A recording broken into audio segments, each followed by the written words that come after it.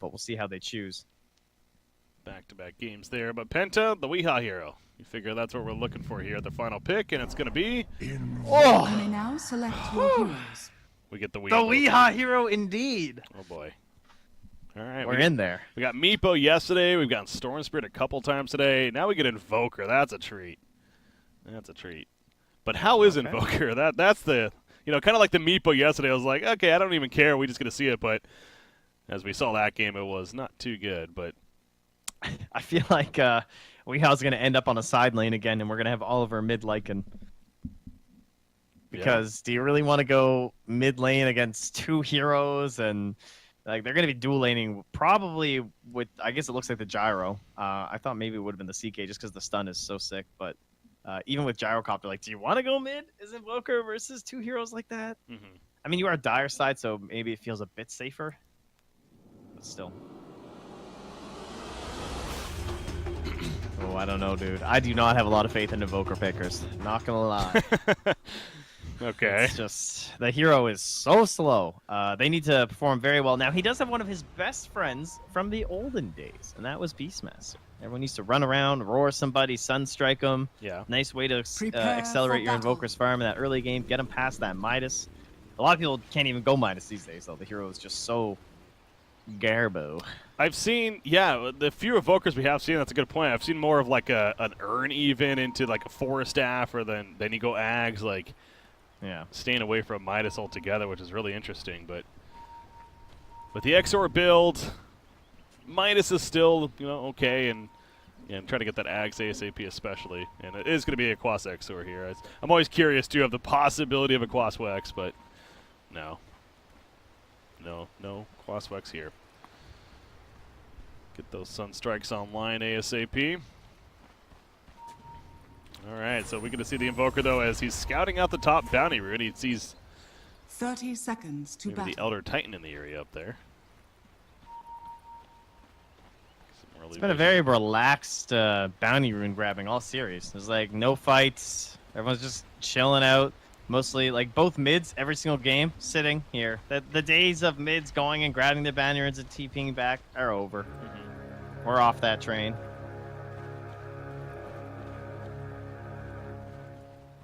All right, so the bounty rune's picked up. It is going to be the 2-2 split. As you mentioned, not a whole lot of fighting going on in the series at the beginning. But lane swap's coming about for Penta. Looks like Boogie's going to head towards top now. Oliver going mid, or bottom, excuse me. Okay, well, let's see what Weehaw can do here. I mean, there's definitely problems with sending Invoker to the side lane, so I get it. It's like, he doesn't have the jungle to fall back on and just like quickly grab some gold for himself as he finds that Observer Ward that's playing right on a sentry. Which is great. Excellent work with that sentry earlier. Just left it there for Weehaw. Tusk is happy with that, and actually Tusk is heading to the middle lane now. Oh, and that's a fair point, too. I guess I didn't think about the fact that they have the Tusk. So, in a sense, like, fighting in the mid lane is fine for Penta because they can just abuse that with Ice Shards over and over. So, it actually presents a safer area for Weehaw than a side lane does in that regard. Okay. That's neat. Boogie's going to be solo at the top lane. Going up right now against the Chaos Knight, and Hanskin's in the area. Stalker middle lane. They're going in. Shards. Pablo's locked in a little bit, but he doesn't care. He wants to flack down Wii a little bit. They played so tight together, too, because they just don't want a separation. They don't want, like, one person sharded in here and one person stuck over here, because then they can, like, work together and focus in from these two heroes. But if they're both up there, you cannot stand. Oh, why'd he cancel? Yeah, was that had to be misclick. I mean, there's no reason to cancel that.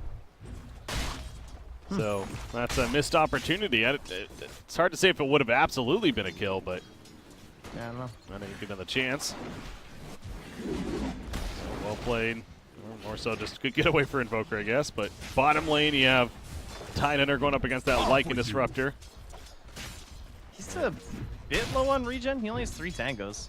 Maybe there's a chance that Disruptor helps spam him down some and actually give a chance for Lycan to get some harass going. DNZ, I'll take that howl, though. Pumping into him. Yeah, that was an actual howl. There's the Sunstrike. It's going to miss, though. The Stomp hit, stopping them in place. The uphill attack also missing. Just what the doctor And Pablo ordered. kicking in with some regen. He will survive. Yeah, Sunstrike just off the mark there. Double damage. Weehaw. So, you know, he wasn't stunned in place. It was a matter of he's kind of hoping that he stuck around a little bit longer. All right, he's got level 3. Does he go for the YOLO Sunstrike? Is it enough to... Oh, it's only 130 now. Go never now. mind. Oh, it's 162. He would have had enough damage, but yeah, I mean, it's so unlikely. You have no idea which way he went back. Easy for us to see, but not so But much it is for Weehaw, so you're like, maybe. You're like, you know, have to wonder. And DNZ, again, doing the ice shards. Definitely not abused enough, I think, by Tusks and Clockwork players. Just pulling back waves at random times, helping to find farm for your allies. Very good stuff. Yeah. He's going back to regen for now, but we'll be back in to fight soon enough. Bottom lane, again, tight under. He seems like overall he's doing pretty well. You mentioned he's getting a little bit lower on regen, but he's got the wand ready. Still has one more tango left. He's going to hit level 2 Kraken Shell here soon. So, managing to be pretty good off. And Oliver even feeling a little bit of damage from running at him. Middle lane. Looks like the stomp actually missed there. So Invoker just simply walks away. That puts him at 10 and 4 now versus the 19-8 with the Gyro. Not too bad. He's keeping up the levels. I mean, because they're dual laning this whole time, he's actually ahead of the Gyro, which isn't that surprising, but only by a little bit. That's certainly not a big deal. DNZ, speaking of levels, still stuck at level 1. He's been doing a great job of recovering after 10 minutes. Like, I feel like every time we hit 10 minutes, DNZ's level 3. And then suddenly, at like 16 minutes, he's level 8 or something. I don't know how he does it, but he has recovered very fast every single game. Black Cannon used right here. Gyrocopter is pretty far up, though, and they wanted to take advantage of that. A sharp block coming out. Kinetic Field as well. Arrow's definitely trapped in here. Sunstrike, he's going to avoid that somehow. And actually, the stop will save him. I didn't think he was getting out of there any chance. And he somehow does. Oh, I know he got nerfed, but he's really out of practice. Yeah. They can't quite find those connections. And, I mean, obviously, it's not easy to do, but you're just so used to it being, like, flawless from Weehaw in most games of Invoker. Invoker being run down. Stomp hits, homing missile, and he gets first blooded after all of that. Wow, that's our first blood. Wow. Yeah, I know. We've had so many close calls by the dire side, but again, a couple of these missed Sunstrikes. You're right. And let's be honest, like the first one wasn't the easiest. This one, a little bit easier. It seemed like it was late to come out. I don't know if it wasn't invoked for whatever reason or whatever, but he missed it, and that's what ends up happening in the end.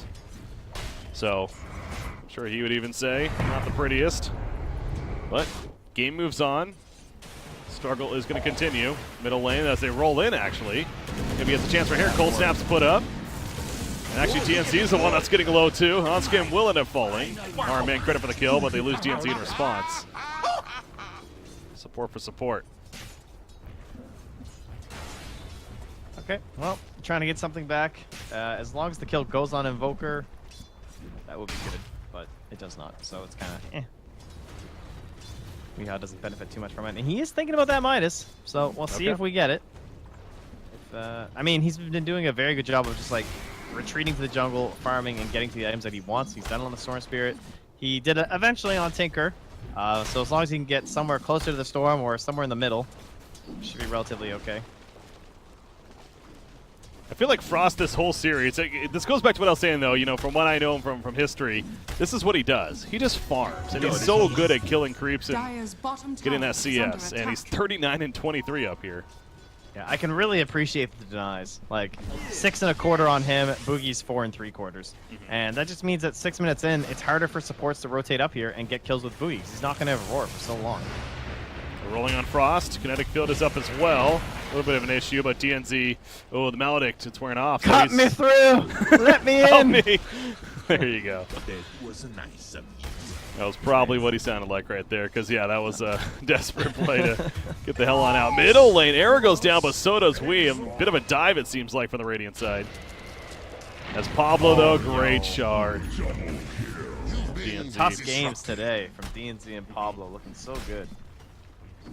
But back to the point, though, this is going to be a very quick armlet on Chaos Knight with the early Treads wand. And we'll see what he makes happen with that. You know why these Tusk games have looked so good is that no one's picking the anti-Tusk heroes. It's like being ignored in a sense in the draft. Like earlier today in our first series, we had a couple pucks and stuff that we were able to like jump away, and like we've had life stealers and everything. But overall, there kind of is enough damage that if you can't get over the shards, you know, you're not a PL, you're not a Puck, a Mirana, a Queen of Pain or something, they're pretty much just dying. And DNZ's in again. Arrow may be dying right here. The stomp, though, saved the day initially. Again, the Sunstrike's going to whiff and actually turn potential with that flat cam, the Rocket Barrage in the face. DNZ, he will go down here. So that was a great turn in favor of the Radiant side. And Boogie top lane. Look at that. Chaos Knight pops his Phantasm. Reality Rifts him in and gets the kill. The absolute dream is Chaos Knight. Using your first Phantasm to get a kill and pressure the tower. Tons of damage here. Plus, he got the extra roll for the bonus Phantasm. He's fine. A lot of pressure though. Yeah, gotta find some of these old Sunstrikes, man. That's a big problem with Invoker. He is literally hit or miss in terms of how you're gonna get your Midas and how your game's gonna go. Well-gotten gains. And once again, we talked about how Beastmaster used to be a good friend of Invoker. Lots of roars into Sunstrikes, but Boogie being so low leveled, 8 minutes in, can't even set up for like a quick grab. He is gonna get 6 from this stack though. So they might be able to find something as Weehawk comes bot with a DB, and it's still not enough to do anything to Jonas. How about Jonas, by the way? Helm of the Dominator is going to be his choice. Nice Dota. He is going up against a Lycan, which I guess you can argue is good against him to kind of take his own whatever creep he brings, take it. Yeah. Way to look at it. Tusk, he's a little too far, right? Maybe not. Okay, the sleep actually missed. And so now they're backing up. Yeah, he was deep right there, so this might find them in the ass. There's a Sunstrike, but it's not enough for the kill, actually. The Ravage comes out, and they lose Beastmaster and Disruptor. They eventually killed Hanskin, but a double kill for Era. That's all said and done there. Yeah, not the happiest exchange, you know. You're not like, yeah, sick, we got the Witch Doctor, and all it cost us was our offlaner and a support, guys. Invoker didn't even get the kill. Again, the Sunstrikes just aren't quite there yet. Methinks you wanted that. Very difficult game so far for him. Elder Titan, he's taking over the mid farm meanwhile. Gonna get some more experience. But Jonas goes up top. Again, he has that the Helm of the Dominator. Really good with CK on your team too, with that attack speed aura. Great hero to have. We saw, I don't know if it was Jonas. We definitely saw a Tidehunter in these last couple of days go the Helm of the Dominator as well. So just this item is being seen more and more lately. It seems like these last couple of weeks, and for whatever reason, it's just like maybe it's like Mask of Madness also dying off, perhaps helps with that a little bit. But it's just it's so strong. The fact that it gives the creep 425 move speed is just unbelievable. Yeah. And as he said, like he just stole that troll from Lycan. That was his troll. Okay. And he just like walks up and takes it. So that is rather irritating. And it gives Tidehunter a team fight contribution when he doesn't have Ravage. Reality Rift is the, and I probably mention this every time I cast a Chaos Knight, but it just never ceases to amaze me. The range on Reality Rift to help finish and up the Tusker. -7 armor reduction when it's maxed out too. Yeah. Lycan took his troll back, by the way. Oh, good. The Battle of the Helm of the Dominators. Custody battles are really rough, man. You know, it's really the child you have to think of. That troll. Troll is really hurt right now. It's difficult. They get back then from when the that troll has children of his own, the Ray's dead, they're going to have a harder life. It's really a cycle of abuse that comes with it. No one wants those skeletons, though. No, things have... They can go die in a corner. No one's fighting for them. You're fighting to not take those things home. They make a lot of noise. They rattle everywhere. Really disgraceful. All right. It's been a long day already. Can someone roar somebody? Boogie, my boy. I need a Sunstrike kill right now.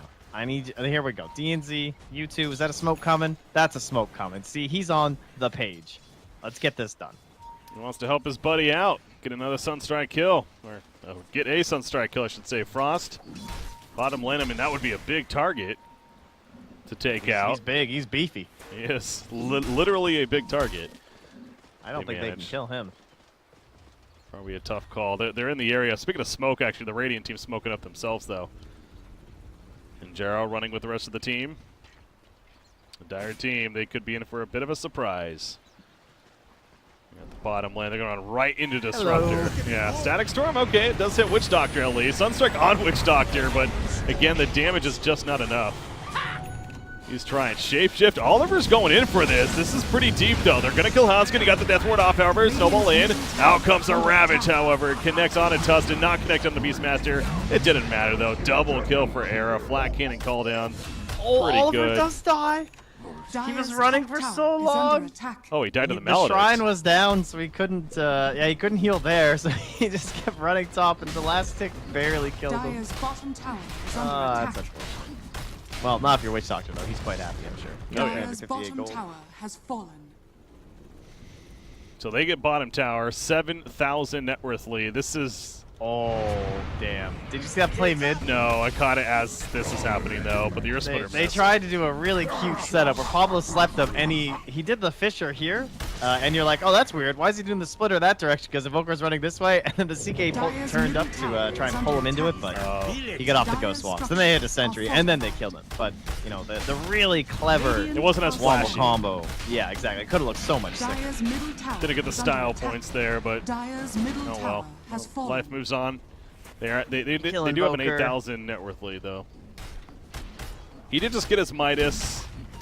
Dies shortly after that. Again, the circle continues for him. And again, pretty Dire's middle tower is heavy under early attack. game leads for Final Tribe now in all 3 games. This is now the biggest one, I think. I think last game it was 6K, and the game before was like 5 or something around this point. Radiant's So bottom tower is slowly under progressing into an even better state for them. But you know, traditionally that was always what people said about Weehaw. I don't mean to like fully pin this on Weehaw, but it's interesting that now he's on this team. It is like getting to that point where he was always someone who was never shining in the laning phase. Yeah. And part of that was his hero pool because he was given things like Storm Spirit and Invoker that don't necessarily dominate. Radiant's but bottom tower is under He's attack. not known for his laning mechanics. It's more of that mid-late game. Get a kill with Era on the Boogie. He's- Iron Man is in the wrong neighborhood. Yeah, he's trying to get out. He's not Radiant's TPing, though, bottom initially. tower is under He attack. decides to wait a little bit, and they find him. Find him hiding in the bushes. So they get him killed as well. A couple more adding to the bounty list. 10,000 net worth lead. Now for the final tribe, you have Lycan. He's still trying to finish that level 1 Necronomicon, which actually he does get right there finally. But progress being Dire's made. top tower is under attack. Era. Okay, he's going to run right into them. He's fast, puts the call down, says, screw it, I got to fight this. Walrus punch in the face. That's going to be enough damage, though. Dire's So top tower is under patience attack. there. Yeah, and that is where that counter of like this idea of Gyro versus Lycan, it doesn't look true at all. Radiant's you bottom know? tower And he just is got under shredded, attack. just a single stun Radiant from a structures tusk. are And fortified. this guy has flat cannon and everything firing away, but it can't do anything to all those summons. Not that quick, at least. Chaos Radiant's Knight, bottom though, he's got an tower is Echo under Saber, attack. has a level 2 Phantasm as well. So even potentially another illusion going to be created. But he is hitting very hard and looking for a fight. He also has the Alpha Wolf sticking to him. All right. Is Jonas going to live down here? Because this is why you pick Tide against Lycan. Radiant's This bottom just tower works is out. under Like, they attack. have 3 heroes here, and they can't kill this Tide Hunter. No. Because he has Ravage. Like, that right there just perfectly exemplifies why every draft you guys see this Tide Hunter get picked after. Great grab top. Oh, yeah, that's great. You're not He turning still has this. Phantasm. You better run. Yeah, that was Boogie, man. I mean, if there was more heroes here, maybe, but there was just him at that point.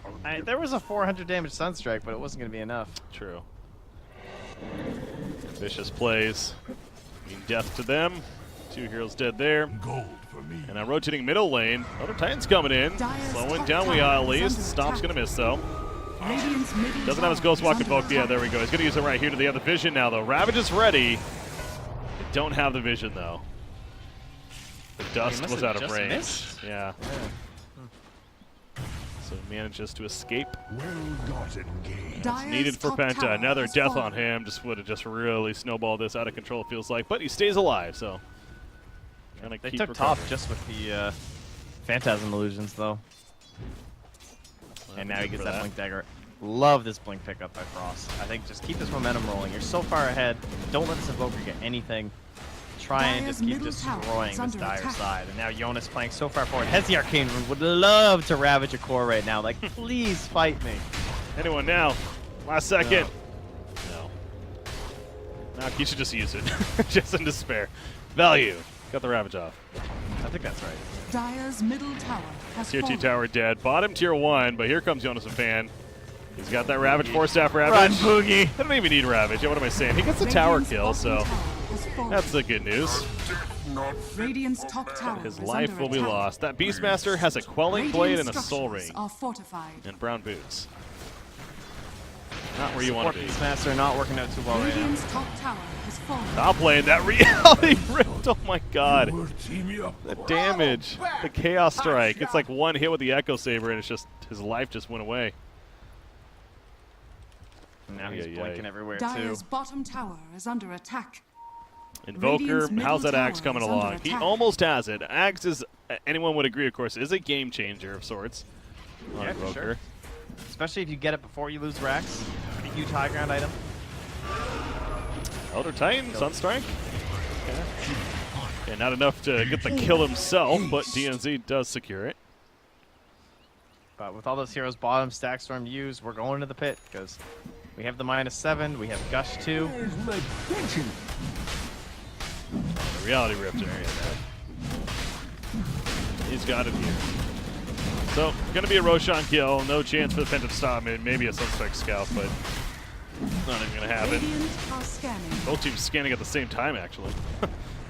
Different areas. But that's gonna be an Aegis. I'm guessing you give it. Do you give this to Jaro, actually? Yeah. Roshan Yeah, has probably just because fallen like to the Phantasm and ring. everything. Yeah, makes sense. Radiant's middle Either tower is would under probably attack. be fine, just because on the other hand, you also play really aggressive with the CK, so you could say that he could just jump in and blow people up even without his ulti or something. But Elder Titan has his own helm with the Dominator now. All right. Tide and ET, both with one. So they can both take over the Lycan helm with the Dominator. Got that pretty guy. comical, actually. I mean, you get the wolf, or rather, you get the Beastmaster summon, whatever he has, and then Oh, true, yeah. take whatever Lycan has. It's great. They have figured it out. Stop it, Arrow. He's working on a BKB, so he has the edge to the bottom lane. Reality Rift, if you can get in range. Just out of range. Although the Astral Spirit's still chasing. Troll? He maybe net somebody? Nope. Still on cooldown. So these guys over here are trying to still make some plays while Radiant's middle Gyrocopter, tower is again, under farming attack. up his BKB. But once he has that, going to feel pretty confident, pushing as a team perhaps. Blink has picked up on Beastmaster, so we mentioned, you know, his inventory was pretty Yeah, he's found though. fair. The troll. He's caught. Phantasm Army spawned. You see him avoiding the snowball, though. Just the illusions on top of the Ravage, destroying the dire side. Oh my god, that Ravage was godlike. Some lower state. I can't believe he even caught Boogie in the sidelines in the tree, and now the pullback, the triple kill for the godlike Frost. I mean, he pretty much called his last game godlike too, honestly, on that Gyrocopter. He's just Dire's playing Yeah. bottom so tower well in these is past under couple of attack. games. Dire's structures are This fortified. game feels real over unless Invoker makes some insane plays on the high ground. Like, we're still sitting with Aegis right now. Dire's bottom True. tower has fallen. Yeah, it doesn't even need the BK. Oh, well, the BKB was just finished, too, so it's going to be delivered. Frost even has a, that's how you like to call him, Message Smarts Reaver. But no, the Reaver, towards the heart, is 20 minutes in. This game feels like it's so much later because of all these items coming out, but it's not the Dire's case. bottom tower is under attack. Yeah, they are insanely farmed. 12k, 12k, and then 10k. Dire's bottom So tower they has got to try fallen. something. The dire side, that is. The stomp, though, hits. Invoker included. DNC goes down. You see Frost goes right for Invoker. And Invoker just stun locked the whole damn time. Buyback on a Tusk. The Casket's bouncing around. Help set up a couple more.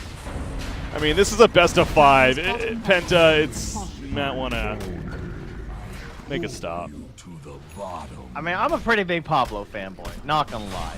Met him a couple times, great guy, think he's an excellent player, followed his career since he first started like Dire's getting into middle like the tower scene is of under Dota. attack.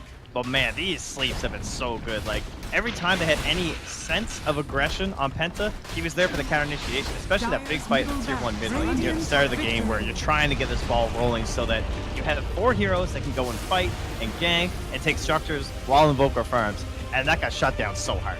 Like, just stomp after stomp, setting up these plays where he just scouted out on the sideline there too with the troll to then just take down Boogie so there's no counter initiation play. Like, everyone just played exceptionally well from Final Tribe this whole game. But in light of the amazing stuff, like 3-0-12 tied, 10-0-3 on the CK, 13-10 on the gyro, it's easy to see how amazing the cores were. But definitely a special shout out, I think, to how Paulo was playing that ET.